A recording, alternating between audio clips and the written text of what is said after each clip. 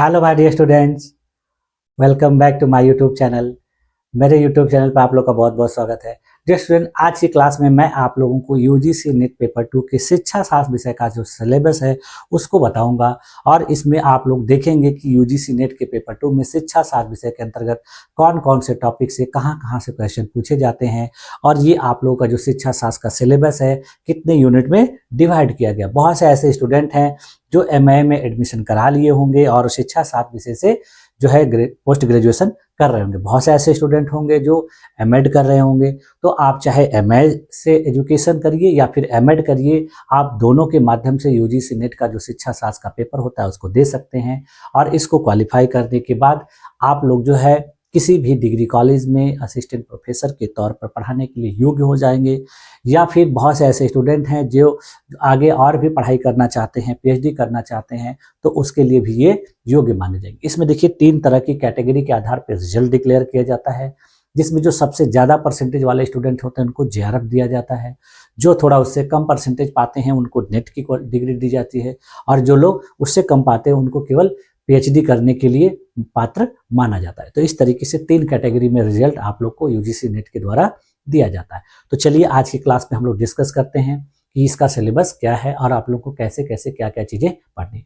मेरे द्वारा देखिए मेरे इस चैनल पर आप लोगों के लिए शिक्षा शास्त्र विषय के डिटेल्ड क्लासेस कराई जा रही हैं, जिसमें मैं आप लोगों के शिक्षा शास्त्र के अलग अलग शाखाओं की क्लासेस को करवा रहा हूँ। जैसे अभी मैंने फिलहाल कुछ दिनों पहले ही क्लासेस शुरू की हैं कि शिक्षा मनोविज्ञान और शिक्षा दर्शन की।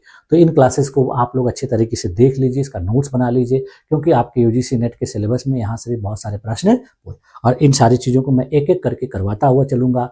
तो आप लोगों को ऐसा न लगे कि ये मेरे लिए नहीं है। मैंने उसमें देखिए आप लोग को बताया है कि ये जो क्लासेस हैं ये एमए के लिए, एमएड के लिए और यूजीसी नेट पेपर 2 के विद्यार्थियों के लिए काफ़ी उपयोगी। तो आप लोग उन सारी क्लासेस को देखते रहिए और ये जो सिलेबस है इसको भी एक बार अच्छे तरीके से देख। तो ये देखिए आप लोगों के लिए यूनिवर्सिटी ग्रांट्स कमीशन की यूजीसी नेट की ऑफिशियल वेबसाइट है। इसी के माध्यम से देखिए आप लोग का फॉर्म भरा जाता है, इसी पे रिजल्ट आता है, इसी पे आंसर की आती है। देखिए दिसंबर जो है 2025 का एग्जाम हुआ, तो देखिए इसके ऑफिशियल आंसर की रिजल्ट सारी बातें इसी वेबसाइट के माध्यम से आपको मिलेंगी।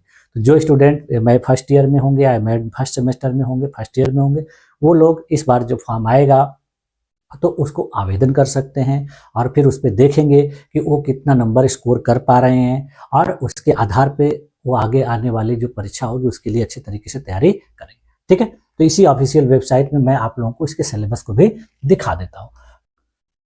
देखिए ये यूनिवर्सिटी ग्रांट कमीशन की ऑफिशियल वेबसाइट है, जिसमें देखिए सभी विषयों का सिलेबस दिया गया। आप लोग देखेंगे कि यहाँ पर देखिए जितने भी विषयों से यूजीसी नेट की परीक्षा कराई जाती है उन सभी का सिलेबस दिया गया है और सारे सिलेबस देखिए आपको इंग्लिश और हिंदी दोनों भाषाओं में उपलब्ध हैं। यहाँ पर देखिए टोटल 105 विषयों का सिलेबस आपको इस वेबसाइट पर दिया गया। तो आप लोग अपने से भी इस सिलेबस को डाउनलोड कर लेंगे, अपने मोबाइल में सेव कर लेंगे और उसी के अकॉर्डिंग अपनी पढ़ाई को कर। तो आज की क्लास में हम लोग को देखिए एजुकेशन विषय के सिलेबस को देखना है। तो एजुकेशन का सिलेबस देखिए 9 नंबर सीरियल नंबर पर है और इसमें हम लोग देखेंगे इसके हिंदी वर्जन को। हिंदी वर्जन में इसका सिलेबस किस प्रकार से है इसको हम लोग आज की क्लास में देख लेते हैं और मैं आप लोगों को इसको अच्छे तरीके से बता देता हूँ। तो देखिए इस तरीके से आपका ये जो ओपन होके आपके सामने प्रस्तुत होगा, जिसमें देखिए आपको विश्वविद्यालय अनुदान आयोग नेट ब्यूरो, ये सब्जेक्ट कोड देखिए क्या है 9 नंबर है। ठीक है, तो इसमें आप सब्जेक्ट कोड देख लेंगे 9 नंबर पे और यहाँ पर विषय जो है शिक्षा और इसका पाठ्यक्रम। तो इसको देखिए पूरे सिलेबस को 10 यूनिट में डिवाइड किया गया रहता है, जिसमें देखिए जो पहला यूनिट है वो शैक्षणिक अध्ययन से, एजुकेशनल स्टडीज से रिलेटेड है, जिसमें आपको देखिए जो दर्शन की विचारधाराएं हैं, सांख्य, योग, वेदांत, बौद्ध, जैन के बारे में बताया गया है। इसके बाद देखिए दयानंद दर्शन, शैक्षिक लक्ष्य और वैध ज्ञानार्जन की विधियों के इस्लामी परंपरा, यानी पूरी तरह से ये जो यूनिट है आपका शिक्षा दर्शन से संबंधित है। फिर उसके बाद देखिए ये पाश्चात्य दर्शन से संबंधित, इसमें आदर्शवाद, यथार्थवाद, प्रकृतिवाद, व्यवहारिकतावाद, मार्क्सवाद और अस्तित्ववाद के बारे में, उनके योगदान के बारे में, उनसे संबंधित शिक्षा की क्या उपयोगिताएं हैं इसके बारे में। फिर उसके बाद देखिए जो इसी यूनिट में तीसरा जो है सब यूनिट है उसमें शिक्षा के समाजशास्त्र से संबंधित प्रश्न आपको पूछे जाते हैं। फिर उसके बाद देखिए इसमें जो चौथा सब यूनिट है इसमें समाजीकरण तथा शिक्षा से संबंधित क्वेश्चन पूछे जाते हैं। तो इस तरीके से इसमें देखिए जो महत्वपूर्ण दार्शनिक हैं, जैसे देखिए स्वामी विवेकानंद, रविन्द्रनाथ टैगोर, महात्मा गांधी, अरबिंदो, जे कृष्णमूर्ति, पाउलो फ्रेरे, वॉल्स्टनक्राफ्ट, नेल नॉर्डिंग और सावित्रीबाई फुले, इनके द्वारा कौन सा योगदान दिया गया है अपने देश की शिक्षा में, अपने देश की शिक्षा दर्शन में, इन सारे बातों को भी इस सिलेबस में दिया गया है और इन सारी चीज़ों को मैं आप लोगों को अपनी क्लास में भी करवाऊंगा, तो आप लोग का ये सारा चीज़ कवर हो जाएगा। इसके बाद फिर देखिए अपने देश के संविधान में प्रतिष्ठित कौन कौन से राष्ट्रीय मूल्य हैं। शिक्षा के संदर्भ में देखिए समाजवाद, धर्मनिरपेक्षता, न्याय, स्वतंत्रता, लोकतंत्र, समानता और स्वाधीनता, इससे संबंधित भी प्रश्न पूछे जाते हैं। उसके बाद फिर देखिए आपका जो दूसरा यूनिट है वो देखिए शिक्षा के इतिहास, राजनीति तथा अर्थशास्त्र रिलेटेड है। इसमें देखिए जो इसका पहला सब यूनिट है, इसमें देखिए अध्यापक शिक्षा के क्षेत्र में कौन कौन सी समितियां और आयोग गठित किए गए, उनका क्या योगदान है।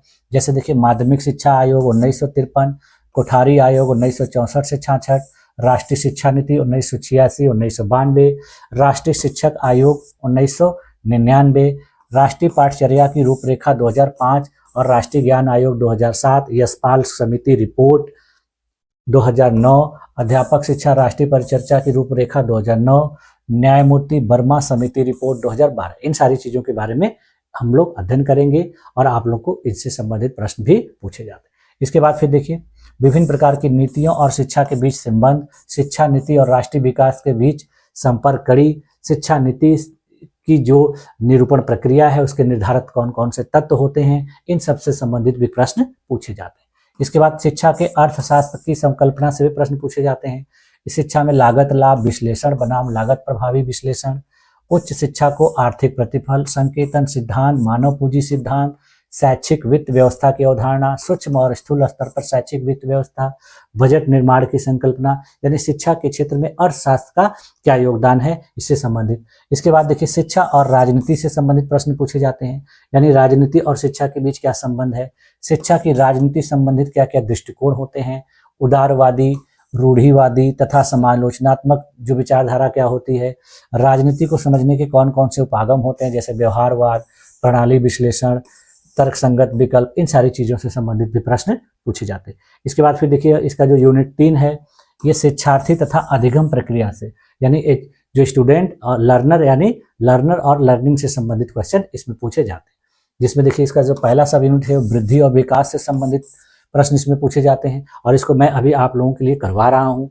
वृद्धि और विकास से संबंधित बेसिक से पूरी तरह से क्लास आपको करवाई जाएगी, तो ये सारा चीज़ आपका कवर हो जाएगी। इसमें देखिए फ्रायड के, कार्ल रोजर्स के, गॉर्डन आलपॉट के, मैक्स वर्दिमर के, कर्ट कोपका के जो सिद्धांत है उसको हम लोग अध्ययन करेंगे। इसके बाद देखिए बुद्धि के प्रति कौन कौन से उपागम हैं उसको पढ़ेंगे हम लोग। बुद्धि के कौन कौन से सिद्धांत होते हैं, बुद्धि के कौन कौन से निर्धारक तत्व होते हैं, बुद्धि को ज्ञात करने का क्या तरीका है, इन सारी चीज़ों को इसमें पढ़ेंगे। जिसमें स्टर्नबर्ग, हार्डनर के द्वारा दिए गए जो महत्वपूर्ण सिद्धांत हैं उसके बारे में पढ़ेंगे। फिर उसके बाद देखिए ज्ञानार्जन यानी अधिगम के कौन कौन से नियम हैं, इसको हम लोग अध्ययन करेंगे।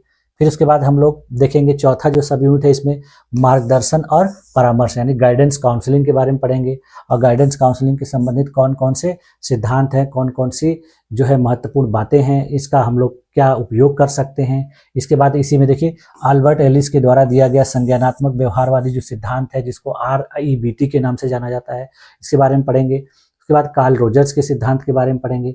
इन सारी चीज़ों को भी आप लोग को पढ़ना है। उसके बाद देखिए इसका जो चौथा यूनिट है वो टीचर एजुकेशन, अध्यापक शिक्षा से संबंधित है। तो अध्यापक शिक्षा का क्या अर्थ होता है, अध्यापक शिक्षा का क्या विषय क्षेत्र होता है, अध्यापक शिक्षा के कौन कौन से कार्यक्रम होते हैं, इनसे संबंधित पहला है आपका ये सब यूनिट है। उसके बाद देखिए सुलमैन, डेंग और ल्यूक तथा हैबरमैन के दृष्टिकोण से शिक्षा का क्या ज्ञानाधार होता है, ये पढ़ना है। फिर उसके बाद देखिए सेवाकालीन अध्यापक शिक्षा क्या होती है, सेवाकालीन अध्यापक शिक्षा का क्या जो है उद्देश्य है, इसके विषय क्षेत्र क्या है, इसके बारे में पढ़ेंगे। फिर उसके बाद देखिए व्यवसाय तथा व्यवसायीकरण की क्या संकल्पना होती है, व्यवसाय के रूप में अध्यापन क्या मतलब होता है, अध्यापकों की क्या व्यावसायिक आचार नीति होती है, यानी ये यूनिट पूरी तरह से आपका टीचर एजुकेशन से रिलेटेड है। उसके बाद फिर देखिए आपका जो अगला यूनिट है वो देखिए पाठचर्या अध्ययन से संबंधित है, यानी करिकुलम स्टडी से। तो करिकुलम की संरचना कैसी होती है, इसको कैसे निर्मित किया जाता है, इसके लिए क्या क्या चीज़ों को आधार बनाया जाता है। फिर देखिए करिकुलम मॉडल कौन कौन सा होता है, करिकुलम डिजाइन के कौन कौन से मॉडल प्रयोग किए जाते हैं, ये पढ़ना है। उसमें देखिए बहुत सारे ऐसे मॉडल हैं जिससे आपके एग्जाम में हर बार क्वेश्चन पूछे जाते हैं। जैसे देखिए यहाँ पर परिणाम आधारित एकीकृत मॉडल है, हस्तक्षेप मॉडल है, CIPP मॉडल है, इन सारे मॉडल से एग्जाम में क्वेश्चन भी पूछे जाते हैं। इसके बाद देखिए अनुदेशात्मक प्रणाली क्या होती है, अनुदेशात्मक मीडिया क्या होता है, इन सारी चीज़ों के बारे में भी आपको तीसरे सब यूनिट में पढ़ना है। उसके बाद फिर देखिए इसी यूनिट में टाइलर का मॉडल क्या है, स्टेक का मॉडल क्या है, स्क्रिवेन का मॉडल क्या है, किर्कपैट्रिक का क्या मॉडल है, इनको भी आप लोग को पढ़ाया जाएगा, अध्ययन कराया जाएगा और आपके सिलेबस में सारी चीज़ें दी गई। इसके बाद देखिए पाठचर्या परिवर्तन का क्या मतलब होता है, इसके क्या प्रकार होते हैं, पाठ्यक्रम परिवर्तन को प्रभावित करने वाले कौन कौन से कारक होते हैं, इनसे संबंधित भी जो है आपको सिलेबस में पढ़ना है। इसके बाद देखिए रिसर्च से संबंधित आपका 6वां यूनिट है, यानी एजुकेशनल रिसर्च से संबंधित क्वेश्चन इसमें पूछे जाते हैं। शैक्षिक शोध का अर्थ क्या होता है, इसका विषय क्षेत्र क्या होता है, इसका क्या कौन कौन सा चरण होता है, इसके कौन कौन से लक्षण होते हैं। फिर देखिए जो इसका अगला सब यूनिट है वेरिएबल के बारे में, वेरिएबल क्या होते हैं, वेरिएबल के क्या प्रकार होते हैं, इन सारी चीज़ों को पढ़ना है। फिर उसके बाद देखिए मापन के कौन कौन से पैमाने होते हैं, इनका क्या महत्व है, इनको कैसे प्रयोग किया जाता है, इनकी क्या उपयोगिता है। और उसके बाद फिर क्वालिटेटिव शोध डिजाइन क्या होता है, यानी क्वालिटेटिव रिसर्च डिजाइन क्या होता है, इसके बारे में पढ़ना है। इससे संबंधित जो महत्वपूर्ण जो सिद्धांत है, जो अवधारणाएं हैं, उनको देखना है। उसके बाद फिर देखिए आपका विभिन्न प्रकार के जो केस स्टडी होते हैं उनको किस तरीके से किया जाता है, कैसे कोई थीसिस लिखी जाती है, कैसे कोई रिपोर्ट रिसर्च रिपोर्ट तैयार की जाती है, ये सारी चीज़ों को देखना है। इसके बाद जो अगला आपका 7वां यूनिट है, इसमें देखिए शिक्षण शास्त्र, प्रौढ़ शिक्षा विज्ञान और मूल्यांकन, यानी इन 3 टॉपिक से मिलाकर आपका ये यूनिट तैयार किया गया है। तो देखिए शिक्षण शास्त्र यानी पेडागोजी क्या होती है, पेडागोजी संबंधित कौन कौन से जो एनालिसिस हैं, कौन कौन सी संकल्पनाएं हैं, इसको पढ़ना है।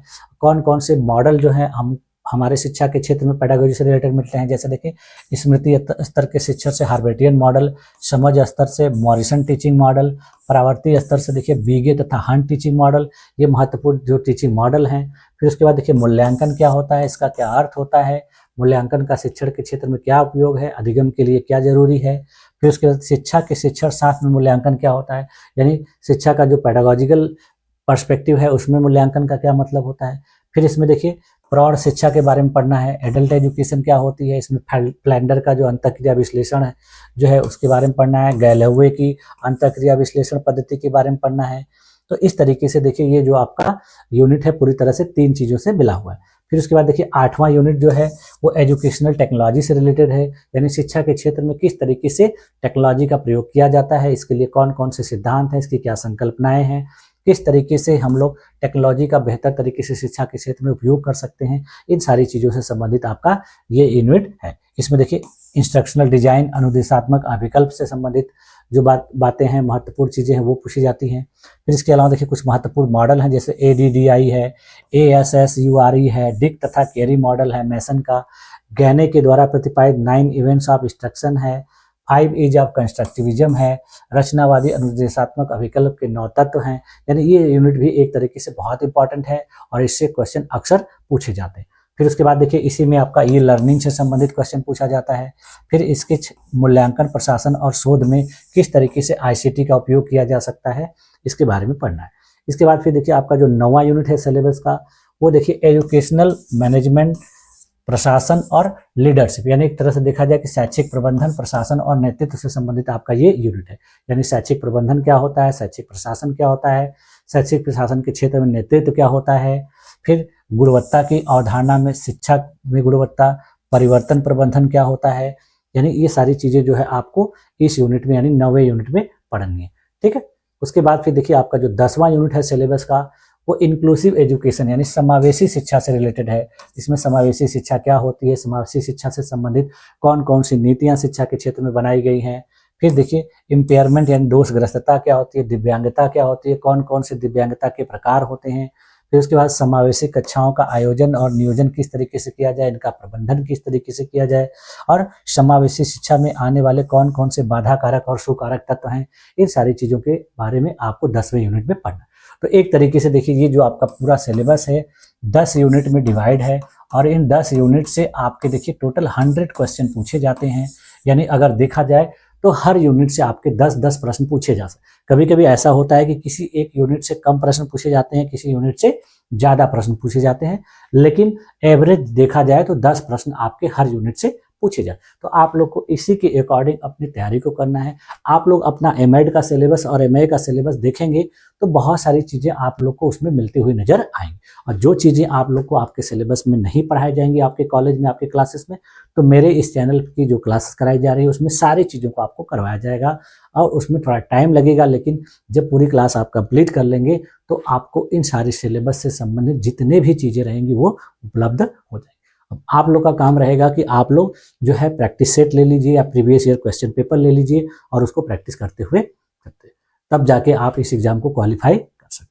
ठीक है, तो आज की क्लास में देखिए मुझे आप लोग को यही बताना था। कई स्टूडेंट कह रहे थे सर एक बार सिलेबस बता दीजिए, तो मैंने कहा कि ठीक है आप लोग को सिलेबस बता दीजिए। ठीक है, तो मुझे उम्मीद है कि आप लोगों को सारी चीज़ें अच्छे तरीके से समझ में आ गई होंगी कि किस तरीके से कौन कौन सी चीज़ें आपको यूजीसी नेट शिक्षा शास्त्र से क्वालिफाई करने के लिए पढ़नी है। ठीक है, तो आप लोगों ने मेरी इस क्लास में अपने आप को इतनी देर तक इतने धैर्यपूर्वक बनाए रखा, इसके लिए आप लोग का बहुत बहुत धन्यवाद। मिलते हैं और भी आगे आने वाली क्लासेस में, तब तक के लिए थैंक यू।